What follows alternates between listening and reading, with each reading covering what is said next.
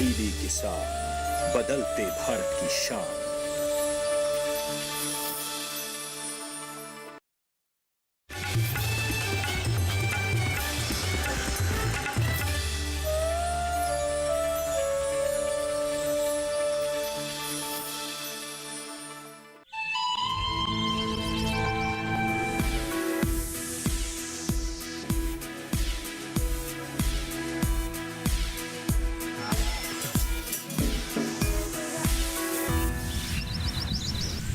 नमस्कार, आप देख रहे हैं दूरदर्शन किसान कृषि परिक्रमा कार्यक्रम में आप सभी का स्वागत है।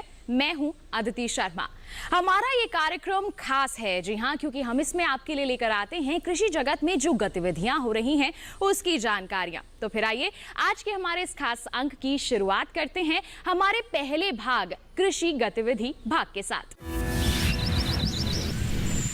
कृषि गतिविधि भाग नाम से ही पता चलता है कि इसमें जानकारियां समाहित हैं कृषि जगत में होने वाली गतिविधियों की। जी हां, कृषि जगत में विकास के लिए क्या कुछ कार्य किए जा रहे हैं, हमारे कृषि वैज्ञानिक किस तरह की शोध कर रहे हैं, सरकार द्वारा किस तरह के महत्वपूर्ण कदम उठाए जा रहे हैं, इन तमाम बातों को हम आपको बताते हैं हमारे इस भाग में। तो फिर आइए नजर डालते हैं।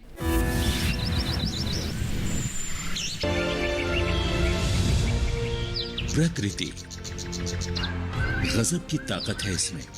बारिश की रिमझिम फुहारों को ही लीजिए, जब सही समय पर मिट्टी पर गिरें तो खेतों में किसान की मेहनत रंग लाती है।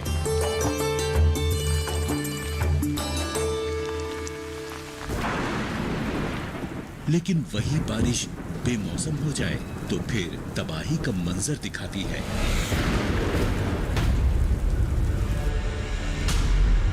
लेकिन क्यों रहे किसान के घर की खुशियां प्रकृति पर निर्भर, जब बन सकता है वो आत्मनिर्भर।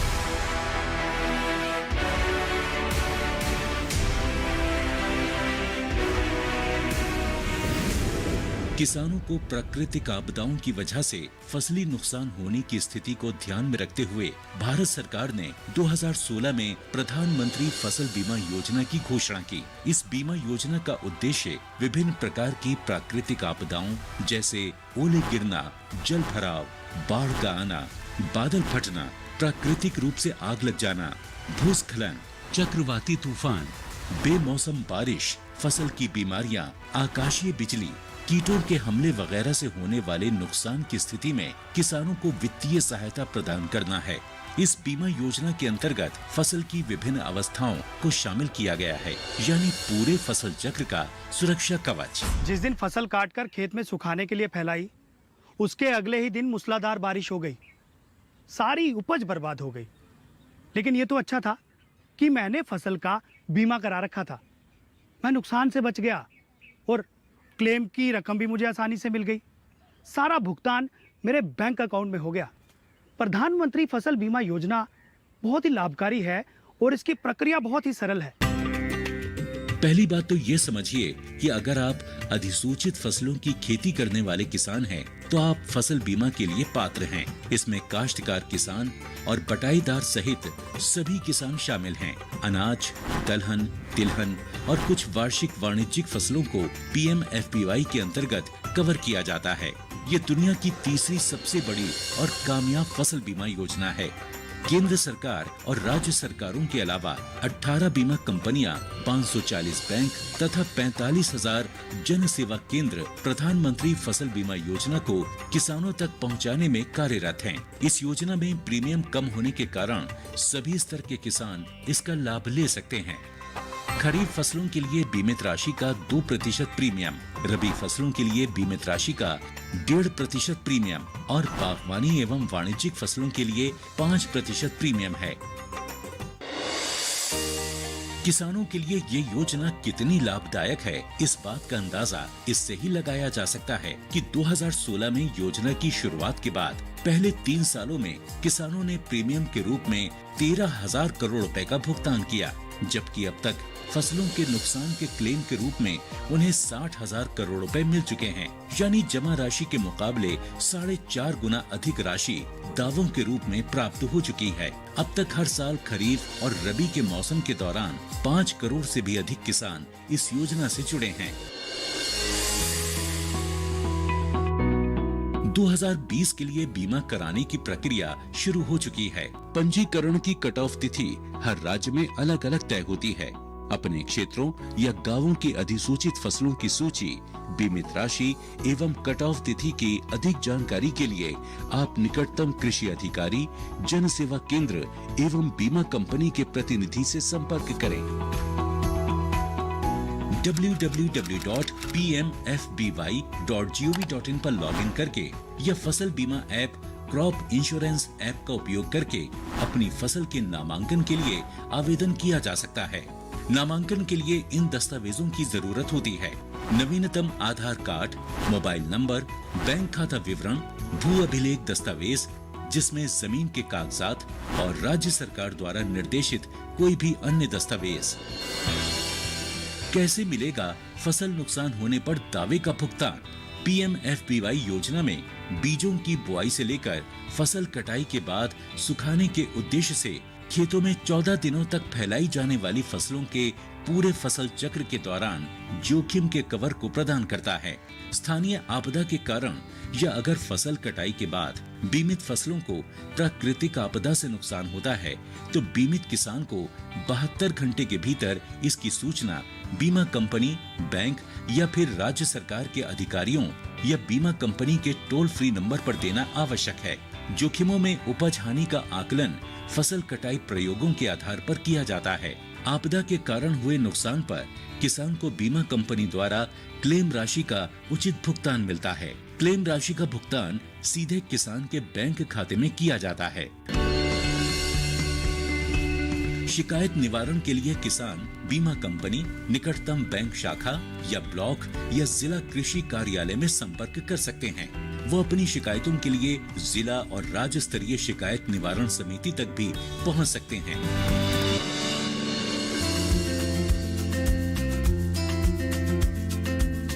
दरअसल पहले सभी ऋणी किसान जो बैंकों या वित्तीय संस्थानों से मौसमी कृषि ऋण या KCC का लाभ उठा रहे थे, उन्हें अनिवार्य रूप से इस योजना में शामिल किया जाता था। लेकिन फरवरी 2020 में किसानों के हित में नामांकन प्रक्रिया में एक बड़ा बदलाव करते हुए अब इस योजना को सभी किसानों के लिए स्वैच्छिक कर दिया गया है। प्रधानमंत्री फसल बीमा योजना किसानों को उनकी मेहनत से उगाई फसल को सुरक्षित करके देश को आत्मनिर्भर बनाने की दिशा में अहम कदम साबित हो रही है। जब किसान बढ़ेगा प्रकृति निर्भरता से आत्मनिर्भरता की ओर, तभी तो बनता है आत्मनिर्भर राष्ट्र।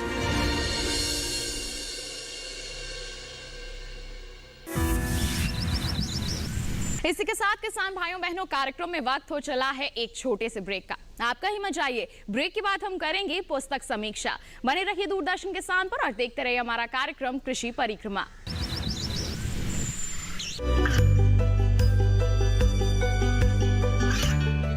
गांवों और पिछड़े क्षेत्रों में सरकारी योजनाओं की जानकारी पहुंचा। देश में कौशल और क्षमता विकास कर ग्रामीणों को सामाजिक बदलाव और विकास से जोड़ने की दूरदर्शन किसान की पहल चौपाल चर्चा देखें सोमवार से शुक्रवार सुबह 9 बजे। ब्रेक के बाद दूरदर्शन किसान के कार्यक्रम कृषि परिक्रमा में आप सभी का फिर से स्वागत है। अब कार्यक्रम में वक्त है पुस्तक समीक्षा का। है इस पर क्या जानकारी दे रहे हैं हमारे सहयोगी मुकुल शर्मा। आइए जानने के लिए उन्हीं का रुख कर ले। उर्वशी जी, बहुत बहुत स्वागत आपका। सबसे पहले हम जानना चाहेंगे, क्योंकि लगातार ICAR की तरफ से भी जो प्रकाशन हैं वो आते हैं। हाल ही में एक नया प्रकाशन आया है जिसके बारे में सब्जी के किसान जो हैं उनके लिए जिसकी जानकारी दी जा रही है। क्या है ये पुस्तक और किस तरीके का फ़ायदा इससे मिलेगा? देखिए, जो नया वाला हमारा एक संस्करण आया है ये है genetics and breeding of vegetable crops. इसका 3rd एडिशन हम लोग ला चुके हैं एंड बाकी के जो 2 एडिशंस आए थे वो बहुत ही अच्छे से लोगों के काम आए एंड फार्मर्स लाभान्वित हुए उससे जी। तो इस चीज़ को देखते हुए हमने सोचा कि नई टेक्नोलॉजीज जो आई हैं, जो वैज्ञानिक गणों ने जो नया काम किया है उसको इंक्लूड करते हुए हम एक फिर से एडिशन निकालें जी। यानी आधुनिक तकनीक की जो सारी जानकारी है और खासतौर से जो किसान सब्जी फसलों ले लेते हैं, वो सारी जानकारी हमें इस पुस्तक में मिल सकेगी। हाँ जी जी बिल्कुल। इसके साथ साथ इसकी उपलब्धता की अगर बात की जाए और इसके लेखक कौन है जिन्होंने ये पूरा एक हम कह सकते हैं जानकारी जो है इस पुस्तक में समेटी है? इसके लेखक हैं टी प्रदीप कुमार जी और केवी पीटर जी। ये दोनों ही सब्जी विज्ञान में बहुत ही अच्छे पदों पे हैं जी। और केरला एग्रीकल्चर यूनिवर्सिटी थ्रिसुर केरला में ये लोग इस प्रेजेंट पोजीशंस पे हैं। जी बिल्कुल। इसकी उपलब्धता की अगर बात की जाए, जो इसमें जानकारी हम कह सकते हैं, ये जानकारी दूसरे किसानों तक कैसे पहुंचेगी? पुस्तक कहां से उपलब्ध होगी? पुस्तक को अगर आपको ख़रीदना है तो हमारे किसान भाई डायरेक्टली हमारे ऑफिस से, बुक स्टोर है वहाँ पे DKMA में, कृषि अनुसंधान भवन 1 पूसा न्यू दिल्ली से ले सकते हैं जी। अगर वो चाहें तो ऑनलाइन अगर लेना है तो bmicar@ICAR.org.in पे ईमेल भेज के भी मंगवा सकते हैं। जी बिल्कुल। देखिए आपको ये जो पुस्तक है कैसे उपलब्ध हो सकती है, और क्योंकि अगर देखा जाए, हमने देखा कोरोना कालखंड में भी जो कृषि कार्य हैं वो लगातार चलते रहे और आधुनिक तकनीक का समावेश हमें खासतौर से जो समय रहा, इस समय में हमने देखा। लेकिन और क्या आधुनिक जानकारी है इस पुस्तक में? इस पुस्तक में जितनी भी सब्जियां होती हैं उन्हें डिफरेंट फैमिलीज़ में डिवाइड करके इंफॉर्मेशन प्रोवाइड की गई है जी। इसमें जो भी किसान भाई सब्जियों को फसल के तौर पे उगाते हैं रेगुलर बेसिस पे, उनकी डिटेल्स बताई गई है। हमने कोशिश किया है कि बॉटनी, उसके बाद जो भी रिलेटेड फीचर्स होते हैं उनको अच्छे से बताने का, ताकि जो वैज्ञानिक गण हैं, स्टूडेंट्स हैं या यंग एंटरप्रेन्योर्स या फार्मर्स हैं जी, उसको समझ पाएं बेटर तरीके से। जी, यानी चरणबद्ध तरीके से उसको समझाया गया इस पुस्तक में।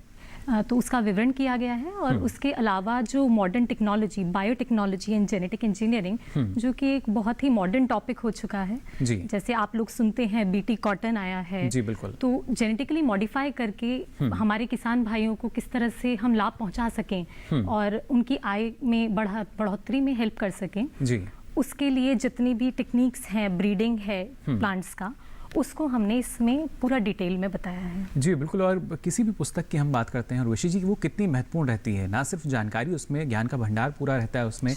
और जो खासतौर से युवा हैं जिनकी रुचि है कृषि क्षेत्र में और खासतौर से सब्जी विज्ञान की जब हम बात करते हैं, उस लिहाज से कितना महत्वपूर्ण? ये महत्वपूर्ण तो है क्योंकि जितने भी ज्ञान लेना चाहते हैं, जो भी अर्जित करना चाहते हैं इस बुक से, जो वैज्ञानिक लोग हैं, उन लोगों को एक्सपेरिमेंट के टाइम पे बहुत हेल्पफुल होगा, क्योंकि उन्हें एक बेसिक नॉलेज मिलेगा, ज्ञान मिलेगा इसके थ्रू, और वो उसको डिटेल में पढ़ पाएंगे जी। तो अगर यंग एंटरप्रेन्योर्स हैं तो अगर वो सब्जी विज्ञान की ओर जा रहे हैं या परस्यू करना चाहते हैं आगे कुछ, तो उसमें उनको बहुत ज़्यादा फ़ायदा होगा और इसको पढ़ने से थोड़ा डिटेलिंग में जी उनको नॉलेज मिल पाएगा। जी बिल्कुल। उर्वशी जी, जैसा आपने कहा कि महत्वपूर्ण है किस नज़रिए से इस पुस्तक को हम देखते हैं, लेकिन जब हम बात करते हैं हमारे देश में जो हमारी सब्ज़ी फसलें हैं, कई तरह की फसलें ली जाती हैं सब्ज़ी फसलों में भी, और लगभग हर एक स्तर पर जो किसान हैं इसकी खेती करते हैं, जो हमारे बड़े किसान हैं वो भी और जो छोटे किसान हैं वो भी। तो क्या हम मान सकते हैं हर तबके के लिए जो पुस्तक है काफ़ी काम की है, काफ़ी ज्ञान इसमें है? जी हाँ, ज्ञान इसमें बहुत है, पर एक अभी मैं बोलना चाहूँगी क्योंकि ये पूरी अभी इंग्लिश में है, अंग्रेज़ी में छपी हुई है, तो कुछ लोग जो अभी अंग्रेज़ी से इतने रूबरू नहीं हैं, उनके लिए थोड़ा प्रॉब्लम हो सकता है। तो आने वाले समय में दूसरी जो क्षेत्रीय भाषाएं या हिंदी में ये उपलब्ध हो सकेगी? हाँ जी, हम कोशिश कर रहे हैं कि जल्द से जल्द इसको और भाषाओं में प्रकाशित करने का पूरा हमारा प्लान है जी। एंड आई होप अगर जल्दी हो पाता है तो हम लोगों तक अपनी और इन्फॉर्मेशन पहुँचा पाएंगे। जी बिल्कुल, क्योंकि जो किसान हैं उनकी भी उम्मीद यही होती है कि जो नया कहीं ना कहीं अनुसंधान शोध होते हैं उसकी सारी जानकारी उनको मिल सके, और जिस तरीके से आधुनिक कृषि को हम बात करते हैं तो आधुनिक तकनीक का ज्ञान उनको अगर समय रहते मिलेगा, जल्द मिल पाएगा, तो और ज़्यादा फ़ायदा हमारे जो किसान हैं सब्जी की जो खेती करते हैं उनको हो सकेगा आने वाले समय में। जैसे कि मैं एक टेक्निक के बारे में बताना चाहूँगी, बायोफोर्टिफिकेशन। जी। पूरी दुनिया में कुपोषण बहुत ज़्यादा बढ़ता जा रहा है क्योंकि जनसंख्या बहुत ज़्यादा बढ़ रही है जी। इस चीज़ को देखते हुए बायोफोर्टिफिकेशन के थ्रू अलग अलग सब्जियों में हम कुछ पर्टिकुलर वाइटामिन्स, मिनरल्स या ऐसी चीज़ें बहुत बढ़ा सकते हैं। जैसे एग्जांपल है गोल्डन राइस, जिसमें vitamin A and different vitamins को थोड़ा एक्स्ट्रा बढ़ा दिया गया है। तो ऐसी टेक्निक्स वो हैं जो क्योंकि ये वाली फसलें नॉर्मल फसलों से थोड़े अधिक दाम पे बिकती हैं, तो हमारे किसान भाइयों के लिए बहुत यूज़फुल होगा जी। और इसी तरह से रिलेटेड चीज़ें बहुत सारी हैं जो हमने इस किताब में डालने की कोशिश की है एंड उनके लिए, किसानों के लिए बहुत अच्छा प्रूव होगा ये। जी, यानी हम मान सकते हैं कि अगर ना सिर्फ आर्थिक रूप से भी अगर देखा जाए, जो किसान के लिए लाभकारी है, और जैसे हम कहते हैं कि संतुलित आहार की जो हमारी थाली रहती है उसमें खाद्य सुरक्षा के लिहाज से भी जो सब्जियां हैं काफ़ी महत्वपूर्ण, जैसा आपने कहा, लेकिन उसके साथ साथ अब ध्यान इस बात पर दिया जा रहा है कि इनकी गुणवत्ता और खासतौर से जो पोषण की हम बात करते हैं वो कैसे इन सब्जी फसलों में शामिल की जा सके। ये भी जेनेटिक इंजीनियरिंग के थ्रू पॉसिबल हो पाया है। बायोटेक्नोलॉजी की जो इंटरवेंशंस हैं उसको यूज़ करते हुए जेनेटिक लेवल पे मैनिपुलेशन किया जाता है, जिसके कारण एक जो भी सब्जी है उसमें एक पर्टिकुलर तत्व थोड़ा नॉर्मल मात्रा से ज़्यादा मात्रा में प्रोड्यूस होता है। तो उसके थ्रू आपने जैसे बोला कि फूड सिक्योरिटी से रिलेटेड, तो खाद्य सुरक्षा में इस तरह से हेल्प हो पाएगा। और ये सिर्फ भारत में नहीं, पूरी दुनिया में, संसार में बायोफोर्टिफिकेशन आगे बढ़ रहा है बहुत, बिल्कुल, और आने वाले समय में बहुत ज़्यादा बढ़ेगा जैसी उम्मीद देखी जा रही है। यानी आवश्यकता अनुसार हम मान सकते हैं, समय की भी मांग यही है कि जो हमारी सब्जी फसलें हैं उनमें और ज़्यादा गुणवत्ता हमें मिल सके, जिसके साथ साथ न सिर्फ खाद्य सुरक्षा बल्कि पोषण सुरक्षा भी काफ़ी हद तक सुनिश्चित की जा सके। और उसी के लिए जो पुस्तक है अब आ चुकी है और कुछ समय बाद हम उम्मीद करते हैं कि लगभग अलग अलग किसान जो हैं अलग अलग राज्यों में क्षेत्रीय भाषाओं में भी उनके पास उपलब्ध होगी, जिससे वो अपने ज्ञान को बढ़ा सकेंगे और साथ ही साथ कृषि क्षेत्र का विस्तार भी कर सकेंगे। फिलहाल उर्वशी जी, आपका बहुत बहुत शुक्रिया इस तमाम जानकारी के लिए। धन्यवाद मुकुल जी। तो देखा आपने किसान भाइयों बहनों, ये पुस्तक आपके लिए काफी सहयोगी साबित हो सकती है। हमारे कृषि वैज्ञानिक कई शोध कार्य करते हैं, तब जाके ऐसी पुस्तकें तैयार की जाती हैं, प्रकाशित की जाती हैं, ताकि आपकी खेती किसानी को उन्नत बनाने में आपको मदद मिल सके। तो इसी के साथ कार्यक्रम में फिलहाल वक्त हो चला है एक और छोटे से ब्रेक का। आप कहीं मत जाइए, हम जल्द ही हाजिर होंगे। बने रहिए दूरदर्शन किसान पर, देखते रहिए हमारा कार्यक्रम कृषि परिक्रमा।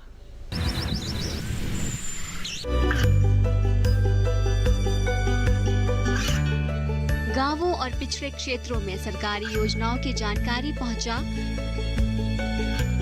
देश में कौशल और क्षमता विकास कर ग्रामीणों को सामाजिक बदलाव और विकास से जोड़ने की दूरदर्शन किसान की पहल चौपाल चर्चा देखें सोमवार से शुक्रवार सुबह 9 बजे। ब्रेक के बाद कार्यक्रम कृषि परिक्रमा में आप सभी का फिर से स्वागत है। अब कार्यक्रम में वक्त है कृषि शिक्षा भाग का। जी हां, जिसमें हम आपको जानकारी देते हैं कि कृषि के क्षेत्र में शिक्षा के संदर्भ में कितनी संभावनाएं हैं, कितनी तरह की यहां पर अवसर हैं जिसे आप अपना सकते हैं और रोजगार की नए नए अवसर हासिल भी कर सकते हैं। तो आइए हमारे इस भाग में क्या कुछ खास जानकारियां हम आपके लिए लेकर आए हैं, दिखाते हैं आपको। तो किसान भाइयों बहनों, हमारे आज के कृषि शिक्षा खंड में ज़्यादा बातचीत करने के लिए हमारे साथ मौजूद हैं डॉक्टर राजवीर सिंह नागर जी। डॉक्टर नागर, आपका बहुत बहुत स्वागत है हमारे कार्यक्रम कृषि परिक्रमा में। तो डॉक्टर नागर, आज जो हमारा ये कृषि शिक्षा खंड है, इसमें आज हम आपसे कृषि शिक्षा के संबंध में जानकारियाँ लेंगे। हमारे जो युवा हैं वो आज एक बार फिर से कृषि के अंदर जो है वो अपना रुझान दिखाते नजर आ रहे हैं। तो किस तरह से उन्हें कृषि शिक्षा की ओर आकर्षित किया जाए, सबसे पहले तो मैं आपसे ये जानना चाहूँगी। आपने बहुत सही कहा कि उनका रुझान निश्चित रूप से बढ़ रहा है, क्योंकि गत वर्ष जो छात्रों ने कृषि शिक्षा के जो इम्तिहान है उसमें भाग लिया था, वो पिछले वर्षों से 60% अधिक थे। तो ये दिखाता है कि उनका रुझान तो निश्चित रूप से बढ़ रहा है, लेकिन उनको और ज़्यादा आकर्षित करने के लिए, जो कि बहुत ज़्यादा टैलेंटेड बच्चे इसमें आए, तो कृषि में बहुत सारे सुधार किए गए। एक तो ये कि जिस तरह से एक नेशनल टेस्टिंग एजेंसी जो मेडिकल, इंजीनियरिंग इन सब का टेस्ट लेती है, वो ही कृषि का जो एग्रीकल्चर का जो एंट्रेंस एग्जामिनेशन होता है उसको वो ही कंडक्ट करती है। दूसरे जो बहुत सारी फेलोशिप्स जो हैं इसमें मौजूद हैं, अंडर ग्रेजुएट लेवल पे, पोस्ट ग्रेजुएट लेवल पे, डॉक्टरेट लेवल पे। जैसे हम यूजी लेवल पे एनटीएस देते हैं, पीजी लेवल पे एनटीएस पीजी की स्कॉलरशिप है, और जो पीएचडी है उसमें जेआरएफ 2 साल के लिए और एसआरएफ लास्ट ईयर के लिए। जो तो इस तरह से बहुत अट्रैक्टिव फेलोशिप्स उसमें हैं। और इसमें फॉरेन एक्सपोजर भी है, यूजी लेवल से ही वो शुरू हो जाता है, ताकि जो बच्चे हैं वो ग्लोबल लेवल पे क्या दुनिया में हो रहा है इसके बारे में वो जान सकें, समझ सकें और एक ग्लोबली वो कम्पिटेंट हो सकें जो। तो इसलिए ये शिक्षा को बहुत ज़्यादा आकर्षक बनाया गया। तो देखा आपने कि किस तरह से इसे आकर्षित बनाया गया है और कौन कौन सी ऐसी चीज़ें हैं जिसमें आप यहाँ पर ज्ञान प्राप्त कर सकते हैं और आगे किस तरह के आप अनुभव अपने जीवन में इसके अंदर हासिल कर सकते हैं। डॉक्टर नागर, यहाँ पर मैं आपसे ये जानना चाहूँगी कि अब ये जो एग्रीकल्चरल डिग्री है, इसे प्रोफेशनल डिग्री की जो है वो मान्यता मिल गई है, तो इसको किस तरह से आप बताएंगे, कैसे ये लाभकारी है जो हमारे युवा हैं जो कि कृषि के क्षेत्र में आगे पढ़ना चाहते हैं और कुछ बनना चाहते हैं? जी देखिए, कृषि जो बहुत बड़ा वास्ट क्षेत्र है और इसमें आप देखिए कि जो स्किल डेवलपमेंट के प्रोग्राम हैं उसमें भी जो मेडिकल लाइन है उसमें 30 विषय हैं, लेकिन इसमें 130 सब्जेक्ट्स जो उसमें इंक्लूड है। तो जहाँ तक इसका प्रोफेशनल डिग्री होने का सवाल है, अब कृषि शिक्षा में जो बीएससी करते हैं लड़के, बीएससी ऑनर्स की डिग्री उनको होती है, वो 4 ईयर डिग्री कोर्स है। तो जो पहला साल है उसमें हम केवल जो ट्रेडिशनल टाइप की जो ज्ञान है उसको देते हैं। सेकेंड ईयर में जो टेक्नोलॉजी है, एडवांस टेक्नोलॉजी है, उसके बारे में उन्हें बताया जाता है और थर्ड ईयर में उनकी क्रिएटिविटी और उनका इनोवेशन बरकरार रहे इसको करने की कोशिश की जाती है। और जो लास्ट ईयर है उसमें हमने बहुत सारे जो जैसे वो स्टूडेंट रेडी वाले जो आइटम्स हैं उन सबको रखा है, जिसमें रूरल वर्क एक्सपीरियंस एक पार्ट है उसका और एक्सपीरियंशियल लर्निंग दूसरा है उसमें, और इंडस्ट्री के साथ भी टैग कर देते हैं उनको, ताकि उनको प्लांट में जा कर के पूरी तरह से एक अपना उद्यम विकास करने के लिए एक पूरा एक्सपोजर उनको मिले। और हैंड ऑन ट्रेनिंग भी है और स्किल डेवलपमेंट भी है। तो स्किल डेवलपमेंट में बहुत बड़े क्षेत्र हैं जो उसमें बताया जाता है कि आपको किस तरह से अपना प्रोजेक्ट बनाना है, किस तरह से एक्सपेरिमेंट लेआउट करने हैं, किस तरह से आगे को बढ़ना है। एक फुल फ्लैज रूप में आपको एक तरह से एंटरप्रेन्योर बनना है, उद्यमी बनना है, ताकि आप जॉब प्रोवाइडर हों, जॉब सीकर ना हो, आप रोजगार देने वाले बने, ना कि रोजगार खोजने वाले जो। तो इस उद्देश्य को रख के इसको प्रोफेशनल डिग्री का दर्जा दिया गया। तो जी बिल्कुल, तो कुल मिला के अगर हम बात करें तो कृषि के क्षेत्र के अंदर काफ़ी सारी जो चीज़ें हैं वो हमारे युवा, जो हमारे किसान हैं, उनको जो है वो आगे देख सकते हैं, उसमें आगे जो है वो अपना फ्यूचर जो है, अपना भविष्य जो है वो बना सकते हैं। तो डॉक्टर नागर, आपने बहुत अच्छी जानकारी दी कृषि शिक्षा के संबंध में, खासकर हमारे उन युवाओं के लिए जो कि कृषि के क्षेत्र में आगे बढ़ना चाहते हैं। आपने इतना समय दिया, उसके लिए आपका बहुत बहुत शुक्रिया। शिक्षा संबंधी जानकारी हासिल करने के बाद आइए बढ़ते हैं आगे कार्यक्रम में और आपको दिखाते हैं हमारी सांस्कृतिक झलक। जी हाँ, ये नजर डाल लेते हैं क्या कुछ खास है हमारी संस्कृति से जुड़ा हुआ। पूर्व सुंदरी, दिव्य सुंदरी, अनिंद्य सुंदरी, ये सारे के सारे विशेषण मुझे दिए हैं मेरी सखियों ने। अपने विषय में मैं ऐसा कुछ नहीं सोचती, मैं तो वही कह रही हूँ जो कुछ मेरे रूप को लेकर कहा है काव्य निपुण कवियों ने।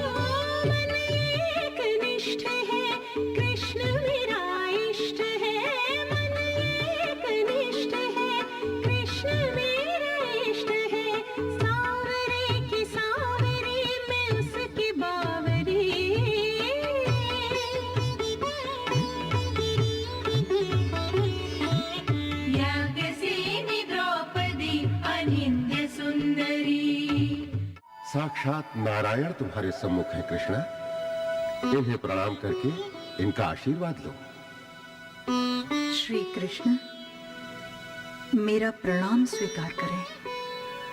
आयुष्मती भव।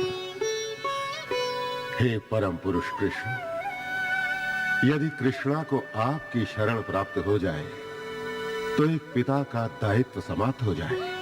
यदि मेरा परामर्श माने तो स्वयंवर का आयोजन कीजिए इनके लिए। जो आर्यावर्त का श्रेष्ठ वीर हो, देवी कृष्णा का वरण भी वही करे।